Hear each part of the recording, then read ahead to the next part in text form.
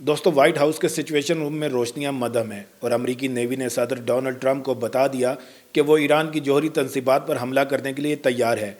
लेकिन इसके साथ ही पेंटागन में अफरा तफरी मच जाती है। बमबार तैयारे तैयार हैं, मिसाइल लॉन्चर्स अपनी जगह पर हैं, लेकिन इन्हें उड़ान भरने के लिए वो अड्डे नहीं मिल रहे जो इस मिशन के लिए सबसे अहम है।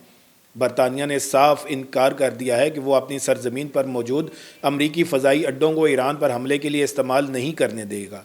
19 फरवरी 2026 यानी कल, जब अमेरिका और इसके करीबी इत्तेहादी बरतानिया के दरमियान ताल्लुकात, जिन्हें स्पेशल रिलेशनशिप कहा जाता है, एक ऐसे मकाम पर पहुंच गए जहां पहले कभी नहीं पहुंचे थे।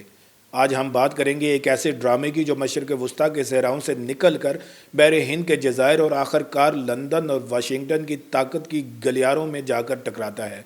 हमारा फोकस है वो रिपोर्ट जो डिफेंस सिक्योरिटी एशिया ने शाया की है। इसमें इंकशाफ किया गया है कि कैसे बरतानिया ने ईरान पर मुमकिन हमले के लिए अपनी फ़ज़ाई खदूत और अहम फ़ौजी अड्डों के इस्तेमाल से इनकार कर दिया, और कैसे इस फैसले ने एक 44 अरब डॉलर्स के तारीखी मुआहदे को अपनी मौत के मुंह में धकेल दिया। मैं हूं बशारत हुसैन काज़मी और आप देख रहे हैं काज़मी 360। दोस्तों, ट्रंप इंतज़ामिया ईरान के साथ कशीदगी को बढ़ा चुकी है।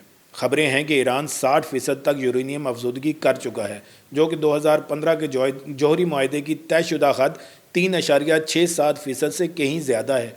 मगरबी ममालिक को खदशा है कि यह मवाद मज़ीद अफजूदा होकर जौहरी हथियार बना सकता है। हालांकि तेहरान का कहना है कि इसका प्रोग्राम मुकम्मल तौर पर पुरअमन है और वो बातचीत के लिए तैयार है, बशर्त ये कि तमाम पाबंदियाँ ख़त्म कर दी जाएँ। लेकिन ट्रंप का मौक़िफ़ वाज़ेह है। उन्होंने ईरान को डेडलाइन दे रखी है कि या तो नया मुआहदा करें या फिर फ़ौजी कार्रवाई का सामना करें। इस डेडलाइन के पस मंज़र में अमेरिका ने मशरक़ वस्ती में अपनी फ़ौजी मौजूदगी को तारीखी सतह तक बढ़ा दिया है। जंगी जहाज़, बमबार तैयारे और मिसाइल डिफेंस सिस्टम खित्ते में पहुँच चुके हैं। अमेरिका ने खित्ते में थाड और पैट्रियट जैसे जदीद तरीन मिसाइल डिफेंस सिस्टम तैनात कर दिए हैं। ये निज़ाम ईरान के मुमकिन मिसाइल हमलों को नाकाम बनाने के लिए हैं, लेकिन इनकी असल ताकत इनके रडार्स में है। ख़ास तौर पर AN/TPY-2 रडार, जो 3000 किलोमीटर दूर से आने वाले मिसाइलों को ट्रैक कर सकता है। ये रडार कतर, सऊदी अरब, मुत्तहिदा अरब अमारात और तुर्की में नस्ब है, और यही वो नुक्ता है जहां ईरान की हिकमत अमली सबसे ज़्यादा ख़तरनाक हो सकती है। माहिरीन का मानना है कि अगर जंग छिड़ती है तो ईरान का पहला हदफ यही AN/TPY-2 रडार होंगे। इन्हें तबाह करके ईरान न सिर्फ अमेरिका की इब्तदाई वार्निंग सिस्टम को ख़त्म कर देगा, बल्कि खलीजी ममालिक को भी ईरानी मिसाइलों के सामने बेढाल छोड़ देगा। इसका मतलब है कि कतर, सऊदी अरब और मुत्तहिदा अरब अमारात ख़ुद को ईरान के जवाबी हमलों की जद में पा सकते हैं, जिससे वो ट्रंप पर दबाव डाल सकते हैं कि वो हमले से बाज रहें। अब इस नाजुक सूरत हाल में अमरीकी मनसूबा साज ईरान के ज़ेर ज़मीन मजबूत जौहरी तंसीबात पर हमले की तैयारी कर रहे हैं, जैसे कि फ़रदो और नतंज। इनको तबाह करने के लिए B-2 स्पिरिट जैसे स्टेल्थ बमबार तैयारे और B-52 जैसे हैवी बमबार दरकार होते हैं। ये तैयारे बराह रास्त अमरीका से उड़ान भरें तो इन्हें दरमियान में कई बार ईंधन भरने की ज़रूरत होती है, जिससे मिशन पेचीदा और वक्त तलब हो जाता है। चुनांचे अमरीका को करीबी और महफूज अड्डों की ज़रूरत है, और यहाँ दो नाम सबसे अहम हैं। पहला नाम रॉयल एयरफोर्स फेयरफोर्ड, जो कि इंग्लैंड के इलाके ग्लॉस्टरशायर में वाक़या है। ये यूरोप में अमरीकी स्ट्रेटेजिक बमबार तैयारों का सबसे बड़ा ऑपरेशनल बेस है। यहाँ से उड़ान भर कर तैयारे मशरक़ वस्ती तक निस्बतन कम वक्त में पहुँच सकते हैं। दूसरा और इससे भी अहम नाम है डियागो गार्शिया। ये बहर हिंद में वाक़या एक जजीरा है जो बरतानिया के ज़ेर इंतज़ाम है और अमरीका का मुश्तरका फ़ौजी अड्डा भी है। डियागो गार्शिया अमरीकी ताकत का मरकज़ है। यहाँ 3650 मीटर लंबा रनवे है, ईंधन के बेपनाह ज़ख़ीरे हैं और गहरे पानी वाली बंदरगाह है। खलीज फ़ारस से तकरीबन 3000 मील दूर ये अड्डा ईरानी मिसाइलों की ज़द से बाहर है और तवील फ़ज़ाई मुहिम चलाने के लिए बेहतरीन जगह है। 1991 की खलीज जंग और 2003 के इराक हमले में डियागो गार्शिया ने अहम किरदार अदा किया था। अब इस पस मंज़र में अमरीका ने बरतानिया से बाज़ाब्ता तौर पर यह इजाज़त मांगी कि वह ईरान पर हमले के लिए RAF फेयरफोर्ड और डियागो गार्शिया को इस्तेमाल कर सके, और फिर वो हुआ जिसकी किसी को तवक्को ना थी। बरतानिया के वज़ीर-ए-आज़म केयर स्टारमर की हुकूमत ने साफ इनकार कर दिया। खबरें हैं कि इस इनकार की वजह कानूनी है। برطانیہ کے اٹارنی جنرل لارڈ ہرمر نے مشورہ دیا کہ اگر ایران کی طرف سے کوئی جارحانہ کارروائی ثابت نہ ہو تو پیشگی حملے میں برطانیہ کی مدد اقوام متحدہ کے چارٹر کے آرٹیکل 51 کی خلاف ورزی ہو سکتی ہے، جو صرف دفاعی کارروائی کی اجازت دیتا ہے۔ بین الاقوامی قانون میں یہ تصور ہے کہ اگر کوئی ریاست کسی غیر قانونی فعل میں معاون ثابت ہوتی ہے تو وہ خود بھی اس فعل کی ذمہ دار ٹھہرائی جا سکتی ہے۔ برطانیہ 2003 کی عراق جنگ کے تجربے کے بعد خود کو ایسی قانونی الجھن میں نہیں ڈالنا چاہتا تھا۔ یہ پہلا موقع نہیں ہے۔ گزشتہ سال جون میں بھی برطانیہ نے امریکی حملوں میں شامل ہونے سے صاف انکار کر دیا تھا، لیکن صدر ٹرمپ کے لیے یہ انکار ناقابل قبول تھا۔ ان کے خیال میں ایران کا خطرہ صرف امریکہ کے لیے نہیں بلکہ خود برطانیہ اور دیگر اتحادی ممالک کے لیے بھی ہے۔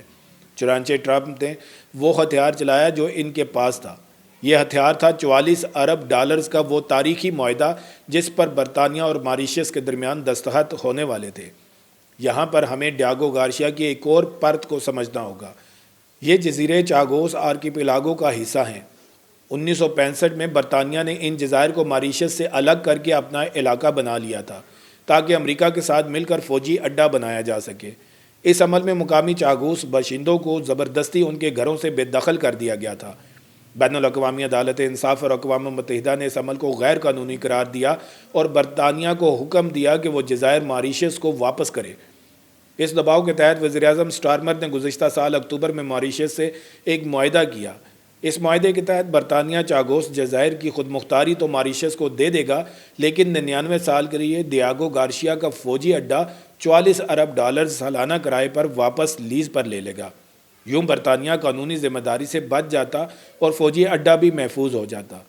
امریکہ نے بھی 17 فروری 2026 کو اس معاہدے کی حمایت کر دی تھی، لیکن پھر 18 فروری کو ٹرمپ نے اپنے social media platform Truth social پر ایک دھماکہ خیز پوسٹ میں اس معاہدے کی حمایت واپس لے لی۔ انہوں نے کہا کہ وزیراعظم سٹارمر بڑی غلطی کر رہے ہیں اگر وہ 100 سالہ لیز پر یہ جزیرہ دے دیں گے۔ انہوں نے خبردار کیا کہ اس اہم جزیرے کو ہاتھ سے نہ جانے دیں، یہ ہمارے عظیم اتحادی پر داغ ہوگا۔ ٹرمپ نے اس فیصلے کو براہ راست ایران سے جوڑ دیا۔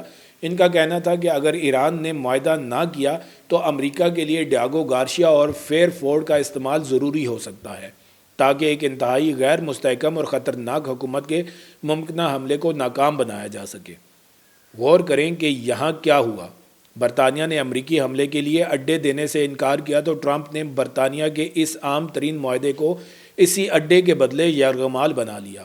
انہوں نے واضح کر دیا کہ جب تک ڈیاگو گارشیا امریکی فوج کے لیے کھلا نہیں ہے، اس کی خود مختاری ماریشس کو منتقل کرنے کا کوئی سوال پیدا ہی نہیں ہوتا۔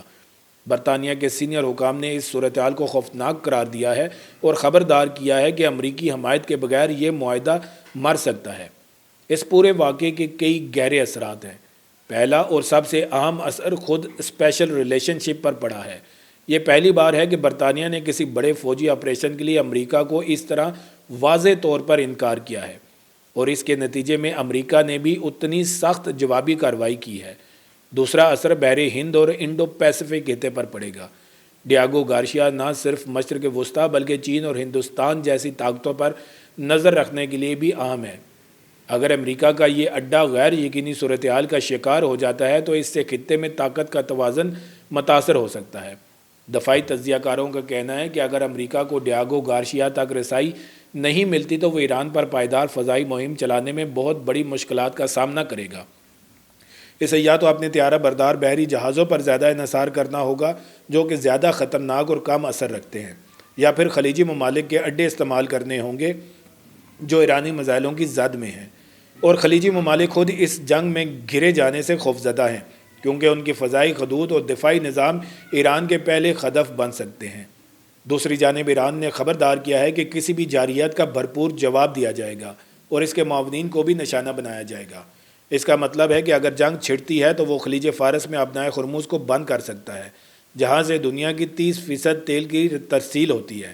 اس کے نتیجے میں توانائی کی قیمتیں آسمان کو چھو سکتی ہیں، جس کا براہ راست اثر پاکستان جیسے ترقی پذیر ممالک کی معیشتوں پر پڑے گا۔ تو آخر یہ سب کہاں جا کر رکے گا؟ کیا ایران اور امریکہ دوبارہ مذاکرات کی میز پر آئیں گے؟ کیا برطانیہ اور امریکہ اپنے تعلقات کی مرمت کر پائیں گے؟ کیا چاگوس جزائر کا معاہدہ مکمل طور پر ختم ہو جائے گا؟ یہ سب سوالات اس وقت ہوا میں لٹک رہے ہیں۔ ٹرمپ نے 10 دن کی جو ڈیڈ لائن دی ہے وہ کچھ دن میں ختم ہونے والی ہے۔ آنے والے دن فیصلہ کن ہوں گے۔ دوستو، یہ صرف دو ممالک کے درمیان جھگڑا نہیں ہے، یہ بین الاقوامی قانون، طاقت کے استعمال، نوآبادیاتی تاریخ اور جدید جغرافیائی سیاست کا ایک ایسا پیچیدہ معاملہ ہے جس کے اثرات پوری دنیا پر پڑیں گے۔